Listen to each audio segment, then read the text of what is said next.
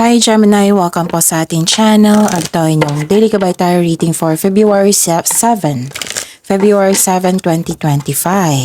Please be reminded kung naka-resonate kayo, comment down. Kung hindi kayo naka-resonate, ibigay niyo po sa iba kasi general reading po ito.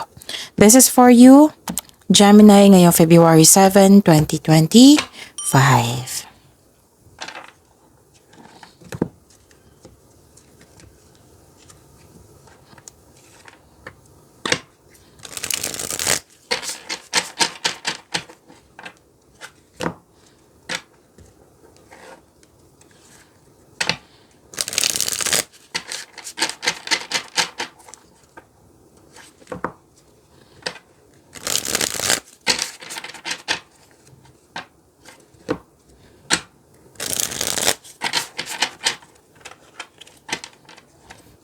Para po ito sa inyo, Gemini, ngayong February 7, 2025.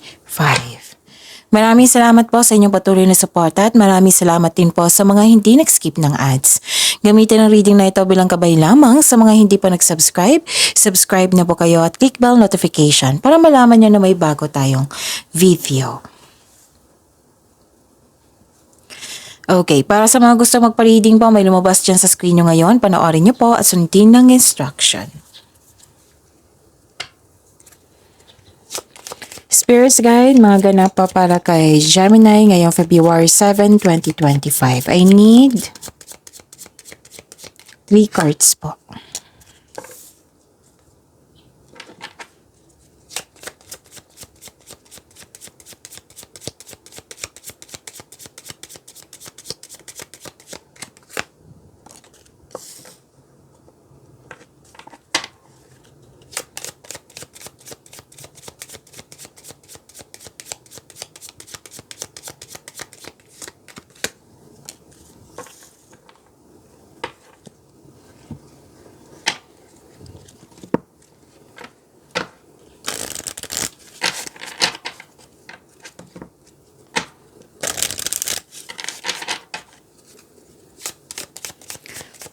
Spirits Guides, Angels, Archangels, Guardian Angels, message pa para kay Gemini ngayong February 7, 2025. I need 2 cards po.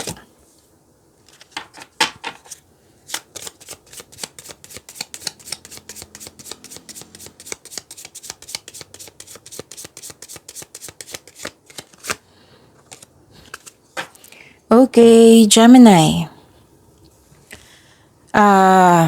Ngayong February 7, 2025, may nakita ko ditong magkakapatid na nag-uusap. Pwedeng kaibigan mo na nag-uusap kayo, na tinuring mo siyang kapatid. You felt excited here. You felt excited today. Oo. May nakita rin ako ditong advice from your card na huwag po daw kayong maniwala agad sa chismis. Alamin nyo muna kung totoo ba yan or hindi. Tapos may mensahe din sa inyong cards dito na reminder na alagaan nyo po daw yung health nyo.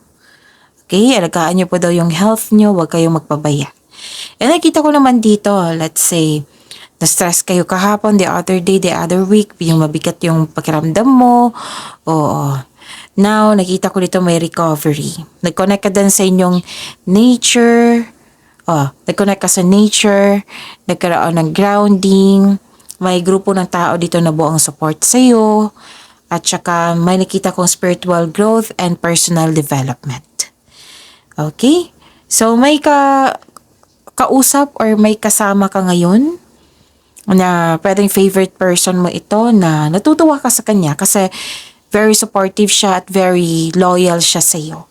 Or di kaya may bago kayong gamit, pet na nagbigay ng pampers sa iyo. Pwede din ka bagong kasamahan or bagong kaibigan na magaan ang loob mo sa kanya. Some of you na hired as katiwala. Okay? So, 3939, soulful success. Your soul's evolution aligns with success. Embrace inner transformation for a fulfilling future across all aspects of life. And 1515, inner wisdom. Your inner wisdom is your greatest power. Listen to your inner voice for guidance.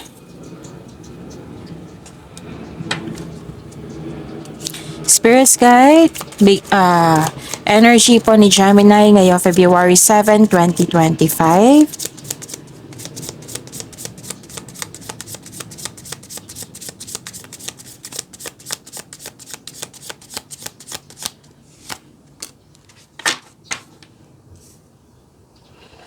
And the clarification of this card po.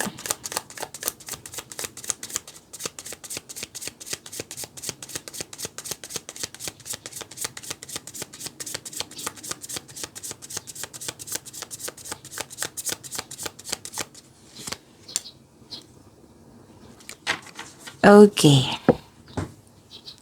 Kung may narinig kayo or may nakita kayong repeating message, meaning to say, pinupush ng cards yan kasi ang ilan sa inyo hindi pa binigyan ng atensyon. Kung maaari din po, bigyan nyo po ng solusyon at aksyon.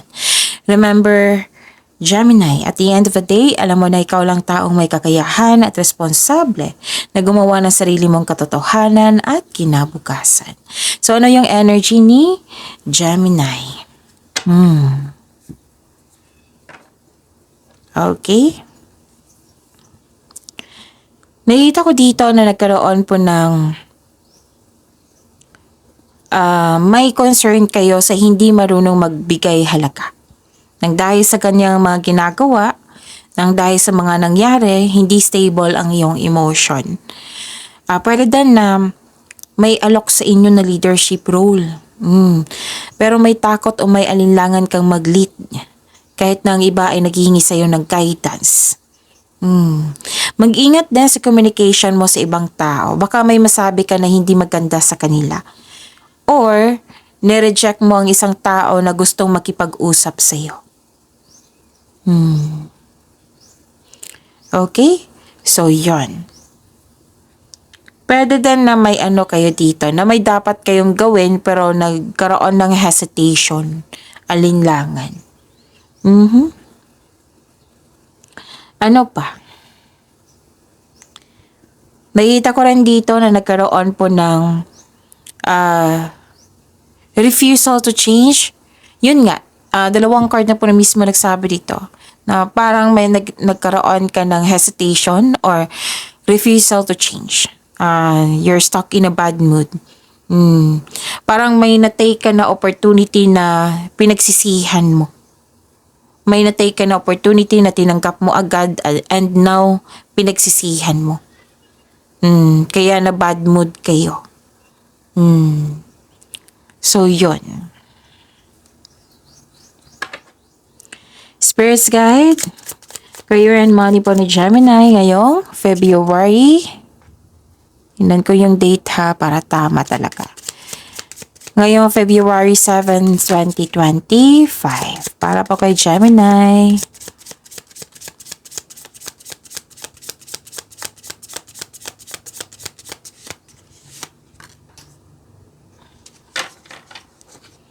And the clarification of this card po.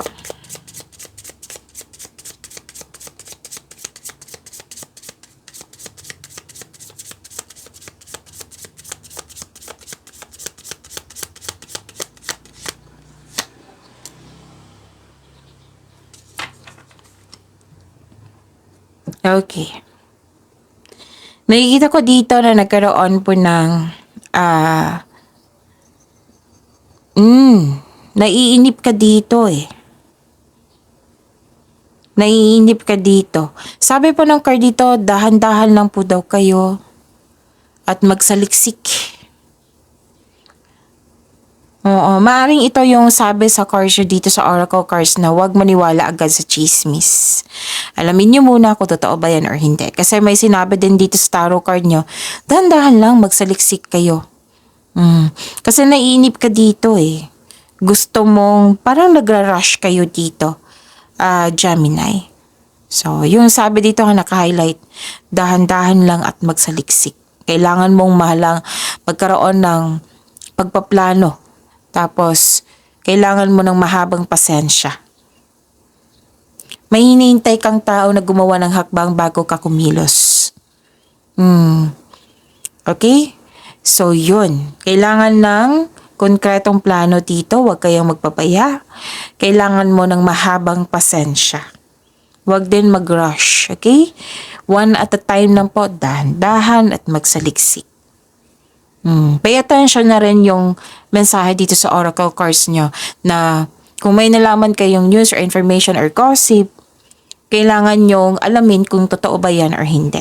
Okay? Para sigurado. And happiness nakikita ko dito. Gemini, claim nyo to. Success and happiness. Yes. Nakikita ko dito na nagkaroon po ng clarity, optimism, glory, gain, satisfaction. Yes, positivity, strength. So, this is your career and money, right? So, may exciting opportunities na parating. So, claim nyo to. Gemini. Magkakaroon ng financial growth. Wow. Para sa mga may trabaho, para sa lahat, makaka-receive kayo ngayon ng acknowledgement that you deserve. Okay? May mga bata kayong customer, kliyente, kausap na nagbibigay sa iyo ng saya. Okay? Pwede din naging business partner mo yung family member. Maaari din na maaari ring tinutulungan ka ng pamilya mo sa inyong negosyo, sa inyong trabaho, na nagdudulot ito ng happiness sa iyong buhay. Diba? Ang ganda. So, claim nyo to, Gemini. You're feeling healthier inside and out. Na-overcome mo na yung nararamdaman mong bigat na nararamdaman, sadness or illness. Yung sabi ko sa inyo kanina dito na recovery. Claim that recovery. Again, you're feeling inside and out. Kasi ito ay isang improvement sa inyong mga ginagawa dyan sa career and money. Pwede din na, like for example, nagbigay ito ng stress sa inyo kahapon, the other day, the last week, ganun, last month, now, nagkaroon na ng recovery. So, nakikita ko talaga yung improvement dito sa inyong career and money kahit sa nararamdaman nyo. Naka-recover ka na. So, dalawang card na nagsabi dito sa oracle cards nyo at dito din sa inyong tarot cards, sa inyong career and money. Okay? So, may success at achievement na parating. May success at achievement na parating. This is the happiest card. Happy kayo ngayon. May parating na blessings na it will lead you to happiness. Okay? So, ito ay magandang pangyayari sa inyong career and money, kaligayahan at kaya-ayang pakiramdam. Okay, so enjoy your success. You deserve this, Gemini, kasi naging masipag kayo sa araw-araw. Success lies ahead if you keep the path. Okay? Ang ganda. You're feeling healthier inside and out. So claim nyo to. Ang ganda po. Spirits guide. Love, life, self-love, partnership, and romance ni Gemini ngayong February 7, 2025. Kailangan ko talagang i-check yung date.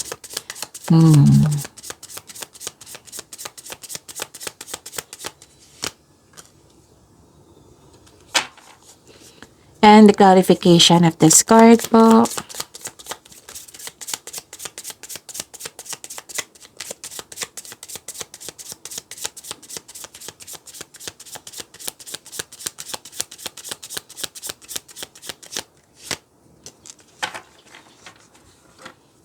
Maraming salamat po sa patuloy na tiwala sa suporta sa ating channel. At maraming salamat din po sa mga hindi nag-skip ng ads. Okay? May nakita ko ditong you're slowing down. You're exercising your patience. Ang ganda. Kakasabi lang dito sa career and money nyo. At andito. Tumaas yung pasensya mo. You're slowing down na. Hindi na kayo nagmamadali. Nagkaroon ng delay po. Pwede sa travel, delay sa paggawa ng desisyon, delay sa... may nakita kasi ako sa energy niyo dito na hesitation, right? Pwedeng ganun. Nandito rin na delay sa paggawa ng action kasi nagkaroon ng hesitation. Delay sa paggawa ng desisyon dahil may tutol. Pwedeng ganun. Pwedeng kayo ang tutol. Pwedeng yung tao. Okay? May gagawin sana kayo pero nagkaroon ng delay. Pero din delay sa matagal mo nang hinintay. Okay?